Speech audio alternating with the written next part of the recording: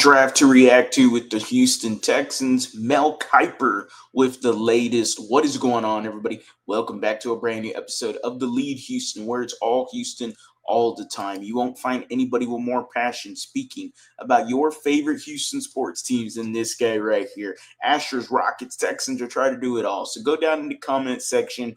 Let me know, how would y'all feel about Mel Kiper's mock draft? We're about to react to it in just a moment, and I'm excited. I am, because the Houston Texans and NFL draft season is upon us. The NFL Combine is about to be underway today, so we get to see. I forgot who starts out first, but the NFL Combine is underway. We heard D'Amico Ryans and Nick Caserio both talk yesterday and mentioned positions to be improved on: the DT, O-line, wide receiver. Nothing new, something we already knew. Talked about Derek Stingley, contract extension. Talked about some free agency, and talked about what they can improve on and what can they do in order to take the next step as an organization.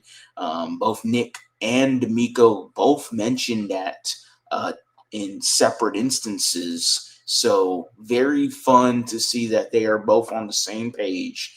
And that same page is trying to figure out how the hell can the Houston Texans, our team, our organization, get to that next step. And that next step obviously is, an AFC championship appearance, but we want more than that. We want that Super Bowl here for the first time ever in Houston sports. So, hey, there's a lot to get into. We'll get into this Mel Kiper mock draft real quick as I try to share the screen.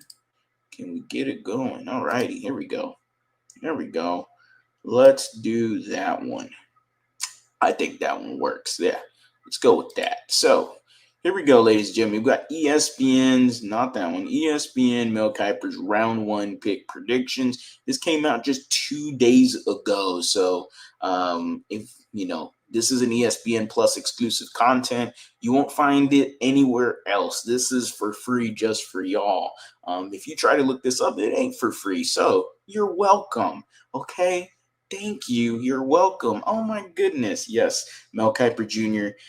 Here, obviously the OG. Whether you agree or disagree with him, sometimes for the most part I'm disagreeing, but we'll see what he's got the Houston Texans rocking with. So this is his look at some of the best players in 2025 NFL draft class in Indy. Some prospects are clear already, first round talents. Projecting on 32 picks in round one. So this is just round one. Remember, this is a Houston Texans state of mind. We obviously peek and see what our enemies are doing in the AFC South, with the Titans being dog shit, the Jaguars following up, and the Colts almost right down there in the bottom of the basement right there. So they're obviously all going to be first, and we'll see exactly how this goes. All right, Tennessee Titans grabbing Abdul Carter, missing out on a quarterback. I dare them to take a quarterback. I do. Cleveland Browns get Cam Ward. Oh boy, Deshaun Watson. Poor guy. Giants get Travis Hunter. They kind of need a quarterback too. Whatever. Still no quarterback.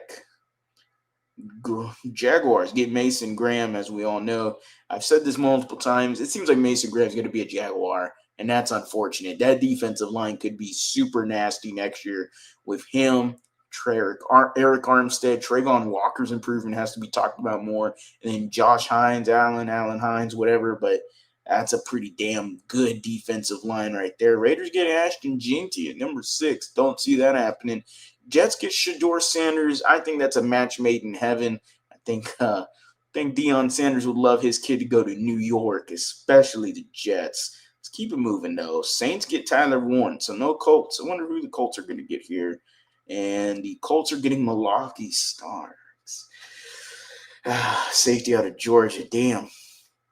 Damn. That is a great fit. I think he would do amazing things here with D'Amico Ryans. I think he fits well with Kalen Bullock's skill sets. You can use him any which way possible. Him, Kalen Bullock, Jimmy Ward, Jalen Petrie. That would be a fantastic secondary safety group right there. And unfortunately, he goes to the Colts where they need secondary help in the worst way possible. Malaki Starks does a lot for them. He's a ball hawk. I love that pick, and I hate that he's going to the Colts there in this draft. There's Tyler Booker. So now, okay, we know that we're not getting Tyler Booker.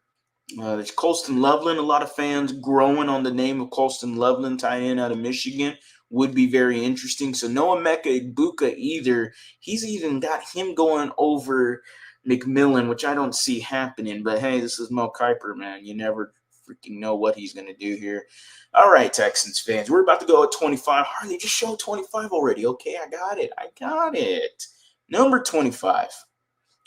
Okay, the Houston Texans take Kelvin Banks Jr. Texas Longhorns fans rejoice. I know y'all love yourselves some Kelvin Banks Jr. Let's get into it. This might seem low for Banks, but I'll be watching his height measurement at the combine this week.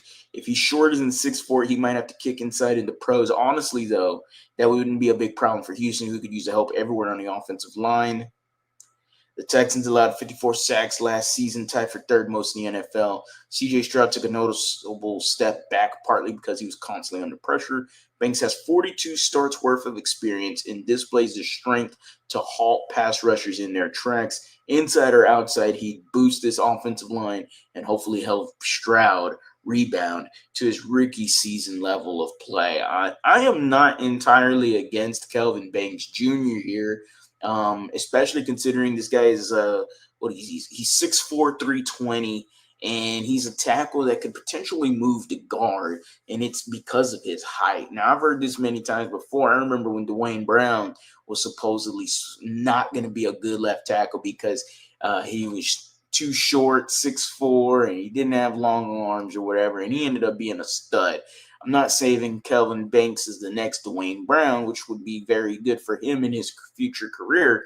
But I am wondering, I'm not the biggest fan of moving tackles to guards and vice versa. And, usually I like the guy that if he's at one spot, he stayed at that spot his entire career. Like, it's not really good recipe of success when it comes to, oh, okay, we're going to move these guys around or whatnot. But overall, I mean, Kelvin Banks Jr.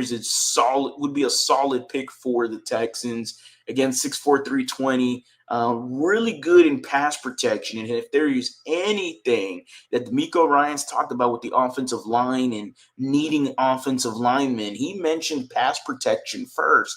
And Kelvin Banks is very good at the pass protection part of blocking. So, I mean, it could make some sense. Ultimately, though, I am not the biggest fan of this. I don't mind Kelvin Banks. I don't even know if he'll be there available at 25 for the Texans. Maybe he goes a little bit lower, considering, again, the height thing could make him fall a little bit. There's some projections where he's in the second round. So, we'll see what happens there overall. But I do think that he does need to I'm just not entirely sold. But what I do like is he's a 3-year starter with 42 starts underneath his belt. So he has some experience, a lot of experience, already. Playing in the SEC is always a big plus. Power 5 school checks off a lot of the boxes that the Houston Texans like when they're looking at their different prospects. So Kelvin Banks Jr. overall, maybe a move to guard, at right guard specifically. Maybe it works out, maybe it doesn't, who knows. But at 25, that kind of feels like just a little bit too big of a risk for me. You already got Laramie Tunsil on the left tackle. You got Blake Fisher for now at right tackle. Like, they're not moving on from Laramie Tunsil. I'm sorry, guys. I know a lot of y'all are upset about that, but they're not moving on from Laramie Tunsil. At the end of the day, Lealty was still a top 5 pass blocking offensive lineman in the NFL, still played very, very well, even despite the numerous amount of penalties. He still plays like one of the best linemen in the game. So, yeah, he's going to be staying, all right? Sorry, unfortunately for y'all. I don't mind LT. I think he's fantastic. But Kelvin Banks Jr., I don't know if they're looking to even replace LT in any sort of capacity. If he's moving to guard, it would be right guard, unless they're looking at him at left guard. Titus Howard, I don't know what's going on there, but I don't know if this makes a whole bunch of sense to get a Kelvin Banks Jr. I like him as a prospect, but I just don't know if that's too big of a risk for me in the Houston Texans. But let me know, what do y'all think? Do y'all think grabbing a tackle in Kelvin Banks Jr. is the move for the Texans at 25? Y'all let me know how crazy, or if you agree with Mel Kiper Jr. down in the comment section. As always, guys, go Astros, go Rockets, go Texans. You have a blessed day.